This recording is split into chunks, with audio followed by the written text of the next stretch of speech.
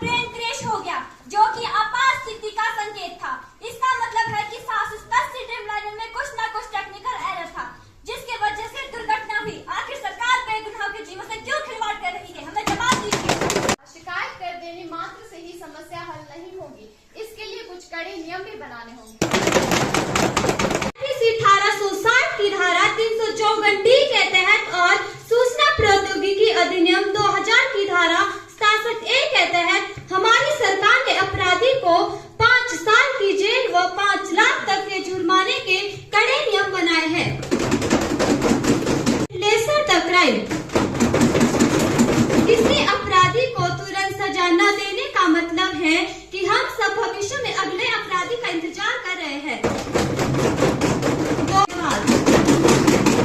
वो तुम्हें डराएंगे, फिर मौत के करीब ले जाएंगे। तुम मांगोगे इलाज तो फिर मसीहा बनकर तुम्हारी सांसों का सौदा कर जाएंगे। धन्यवाद अध्यक्ष महोदया, आपने मुझे शून्यकाल में एक महत्वपूर्ण मुद्दे पर चर्चा करने का समय दिया। आज ईडी और सीबीआई जैसी खुफिया एजेंसियां सरकार के दबाव में काम कर रही है। वे विरोधी दलों के खिलाफ कुटिल चालें चल रही है। सरकार के इशारों पर ऑपोजिशन को क्रश किया जा रहा है। इनका ट्रैक रिकॉर्ड बिल्कुल खराब हो चुका है। विपक्ष के नेताओं के खिलाफ ईडी और सीबीआई की साजिशें अति संवेदनशील है। सरकार के इशारों पर इन जांच एजेंसियों के द्वारा उन पर भ्रष्टाचार, धोखाधड़ी और घोटालों के झूठे आरोप लगाए जा रहे हैं, लेकिन मामलों को साबित करने के लिए इनके पास पर्याप्त सबूत नहीं है।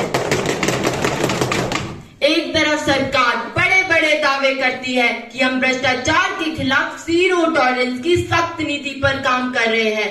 दूसरी तरफ हैदराबाद में 300 करोड़ की जब्ती का कोई दावेदार नहीं है।